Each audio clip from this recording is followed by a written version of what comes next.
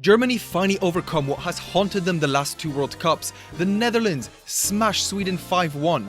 Ladies and gentlemen, welcome back to another World Cup recap. I am so excited to bring these games to you. I have missed a couple, I will not lie. I've covered them all on TikTok, but not had the time to do any long-form proper analysis. I've been busy. I've been looking for a flat. It is finally out the way. I sent in an offer. It's been accepted.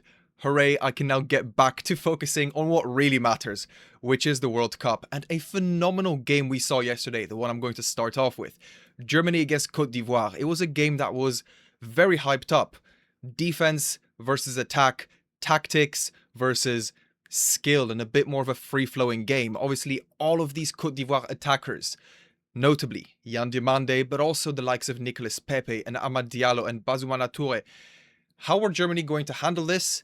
Well, they got it over the line. A double from Deniz Undav, a man who has had to work so hard to make this Germany squad, despite a phenomenal season, despite great performances in the friendlies and the qualifiers. It doesn't seem like Julian Nagelsmann is too fond of him. He's barely squeezed in to this World Cup squad in the first place. And seeing him have scored, 4 goals now, 1 assist, or is it 3 goals, 2 assists? I can't really remember. In any case, he's been flying. Off the bench as well, in just under 60 minutes, he has contributed more than almost every player at this World Cup. And you've got to wonder, what more does he need to do to make it into that starting 11? And Germany, despite this 2-1 win against Côte d'Ivoire, have a lot of questions to answer. The first one is that question: does Deniz Undav now make it ahead of Kai Havertz into this team? What do we do about the Leroy Sané question, who's had chances to prove himself for this Germany team and yet simply hasn't taken them? Looked very poor. One standout, in my opinion, in this German team, Felix Nmecha. I didn't put the star on Undav. He came off the bench. I was mostly concerned about the starting 11. Felix Nmecha, phenomenal game. Everyone else, not quite up to scratch. And the last one, Nico Schlotterbeck. What does Germany do in case he is injured? Because we saw him pull up in the first half. He took some painkillers, looked like, carried on in the first half until the break, then was replaced by Rüdiger. Does Germany cope with this? Because Schlotterbeck, his quality on the ball is almost irreplaceable, and we do know that Germany relies so much on this quality on the ball, and it would be the second very costly injury for Germany after Karl got injured before the tournament even kicked off. And which is why this question of Leroy Sané is especially painful. And obviously tight margins, always very tight margins when it comes to winning big tournaments. And this game was absolutely one for Germany. A game of maybes, so many maybes, aside from the big one. The big one was whether they get it over the line. Everything else, a big maybe, a big almost. Almost managed to handle Yan Diomande. They did such a great job. I thought Nathaniel Brown and Joshua Kimmich defending him individually. The team coming back to help him defend him. Pavlovic, Nmecha, Wirtz, Musiala had to do so much coming back. Leroy Sané, of course, to defend Yan Diomande. Kimmich, very aggressive, very effective playing against Yan Diomande. And still, it is just an almost, because he was the one who created the 1-0, the goal Côte d'Ivoire scored. He sprints past Kimmich, who, first of all, isn't the most physically gifted player on a speed and strength basis, and even those who are struggle to keep up with the electric Yan Diomande. Beats past Kimmich, delivers a brilliant ball, and after a bit of fumbling in the box, Ivory Coast go 1-0 up. And here we get onto the almosts, because Germany almost threw it away. Here, this brilliant pass from Nicolas Pepe to Adingra nearly scores, but he doesn't. Poor touch, Leon Goretzka gets back, and it almost doesn't matter how Germany did it.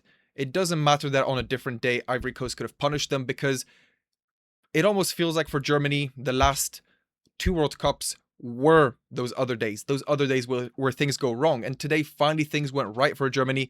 And despite having some shakier moments, they managed to get it over the line. And that's something they'll be very happy about, because for so long, they've looked good, they've played pretty, and they didn't do anything. They got knocked out in 2 consecutive World Cup group stages. But here, Ivory Coast didn't take their chances. Germany did. King Deniz Undav comes off the bench, equalizes 1-1. Phenomenal cross from Nadim Amiri as well, who came off the bench alongside him. Very successful substitutions by Julian Nagelsmann. Second goal, even better than the first. absolutely unbelievable pass from Felix Mecha, drills it into Dennis Undav. The touch also silky, lands right in front of Dennis Undav, and he smashes it in the back of the net. And this is why this question is so big, because as much as he's looked good as an impact sub, how do you keep a player like that on the bench? How do you keep a player who comes on and just scores and delivers? Should he not start Dennis Undav? And it's tricky, because if we do look at how Germany play, they don't necessarily play with that standard number 9. I've talked about this before, but Nathaniel Brown, left back, pushes up very high and very central. Not much width in this German team. Kimmich doesn't go very wide either. He stays as a bit more of a middle 3. And Havertz enables all of this by dropping deep so much, tending to that right-hand side where Nemecha and Pavlovic and Kimmich can feed the ball to him, and he can hold that up, drop out from that front line, come in deep, and link up the play for Germany. And Germany have set up to play this way. They don't really have any players that can create this width. So the ability to play these short combinations, these short spaces, giving options to Pavlovic and Nemecha and Kimmich is so essential. And I don't think Germany can go without it. I don't think they can move Havertz out of that starting 11. If you look at the positions he picks up, Dennis Undav cannot do this. Dennis Undav, a phenomenal goal scorer, but he is a conventional 9. I don't think he can do this. The second question is, maybe it's not Havertz that gets dropped. Maybe it's Leroy Sané. Leroy Sané, who's been given 2 games, looked awful. Who's been given the qualifiers, the season, the friendlies, and has looked awful. Does he get dropped? Do we instead see Havertz drop into the 10, Dennis Undav up top, and Florian Wirtz and Musiala on the wings? I've seen people suggest this. I'm not in love with this necessarily, because I think splitting up Wirtz and Musiala, as much as neither of them has looked incredible, if Germany do go far in this tournament, it is because of the combination of these 2 players. They are the most technical, they are the most impactful, they are those dribblers, those difference makers. I think Wirtz and Musiala need to sit next to each other, and potentially you could just see Kai Havertz play off that right-hand side. It's obviously not a winger role, but it's not like Leroy Sané. First of all, not like Leroy Sané plays well. Second of all, it's not like Leroy Sané plays like a very conventional winger anyways. He cuts inside and mostly plays as sort of an inside 10. Havertz would be capable of doing this, and especially when we see where he drops from that right-hand side, it is... where he drops from the striker position, it is into that right-hand side. And so if he just starts in that position, could he do the role that Nagelsmann wants him to, and then we keep Undav up top for that more conventional striker play? I certainly think it's possible. Germany have guaranteed first place in this group. Ivory Coast cannot catch up to them even if they both finish on 6 points, because Germany have won this head-to-head. And so this final game against Ecuador could be the chance for Julian Nagelsmann to experiment and see what works. See how you can manage dropping Leroy Sané, and see how you can manage bringing Undav into the 11. I definitely think this is something he should explore. And then when we're talking about this game, it's worth talking about Ivory Coast as well. I thought they were phenomenal. I thought they were extremely good. If if Adingra finishes that chance, we're talking about a completely different game. Ulai, what a phenomenal performance from him. Many people pointed out he was one of the standouts. I completely agree. He was brave. All of Ivory Coast were brave. The defending that they had to do was extremely difficult. If we look at these positions that Kai Havertz gets into, when the opposite striker drops all the way and joins the back line, you need to be able to decide who goes and follows him. And aside from the first 10 minutes when Ivory Coast weren't sure what to do, they nailed it. The back line would know when to step out. If they couldn't step out, they sent the midfielders after them. A phenomenal group effort to defend this German team, which wasn't necessarily so dangerous in the box, but in terms of the final third, were definitely very difficult to follow on a structural basis. And Ivory Coast were disciplined, they were smart, they were collected.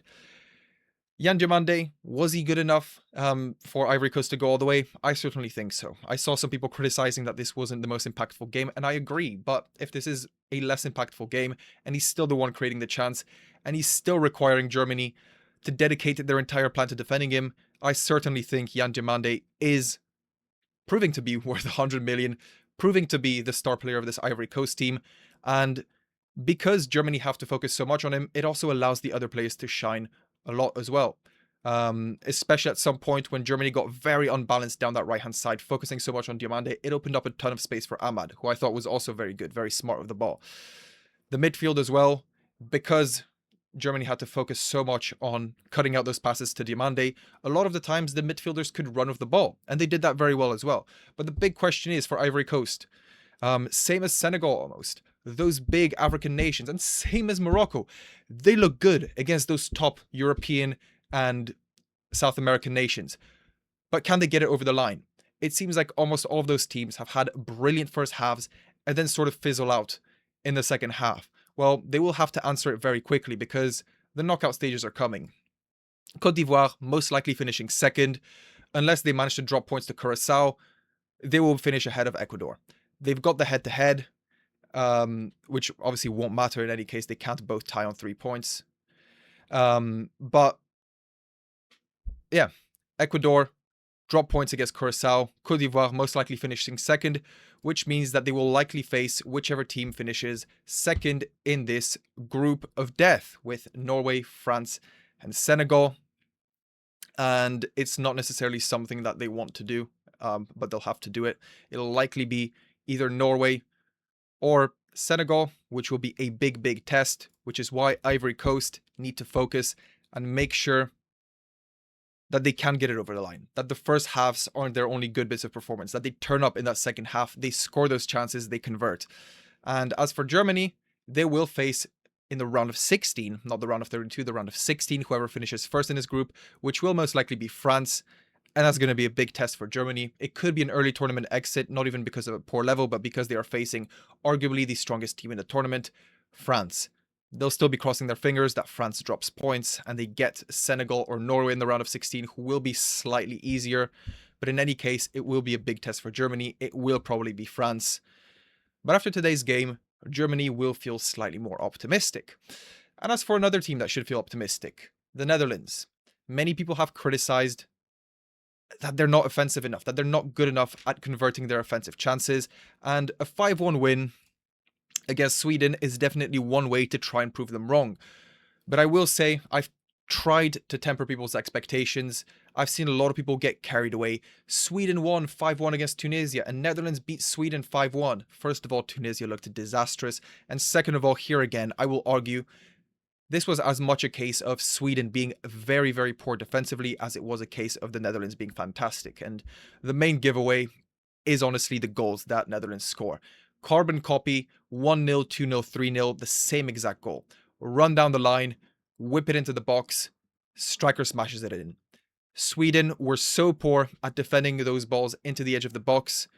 Those crosses into the middle of the box, into the penalty spot, very poor as well. Netherlands could just rehash the same exact play. And they scored from the same exact play 3 times. And I think oftentimes when you do want to complement a team's offensive qualities, you do want their goals to come from slightly more varied situations. But they put the game to bed with 3 identical situations, which Sweden so naively allowed. In this sense, the 5-1 is a bit flattering to the Netherlands. I don't necessarily think they played against a very good defense. In their defense as well, the 4th and the 5th goal were a bit better. Cody Gakpo cuts in from that left-hand side, finishes very nicely. And here this final goal as well, good finish from outside the box. Keeper could do a bit better, but there's only so much you can criticize a 5-1. Netherlands still very good, still showing they're able to finish. They have been criticized in the past for getting those chances and not finishing them, so at the very least, no matter how poor Sweden were, the Netherlands made it easy for themselves. We've known them in the past to make those games look harder than they should have. What did make the game easier than it should have for the Netherlands is how little pressure Sweden put on the 2 deep ball carriers from the Netherlands. De Jong and Ryan Gravenberch, we know, are phenomenal players on the ball. The quality they have on the ball is simply phenomenal. And they were allowed so much time on the ball. And because of that, they were able to pass to whoever they wanted. They got permission to roam up the pitch as well, play from very high positions. Generally, I don't expect other teams to allow this. Japan did not allow this. Japan put their striker on Frankie de Jong, followed him around like a dog, and Frankie de Jong had a pretty bad time. And the Netherlands, as a result, had a bit of a worse time. Other teams will look to follow suit, will look to put a bit more pressure on Frankie de Jong. How good will the Netherlands look, both in their build-up and offensively, when other teams address that midfield too a bit better? The other criticism that also ties into this Japan game, against Japan we saw the Netherlands concede from a corner against a very small team. Virgil van Dijk misses the ball, Japan score the 2-2 from a corner. Not great when you are a team that's supposed to be so physical, so tall, and so great in the air when you have Virgil van Dijk in there.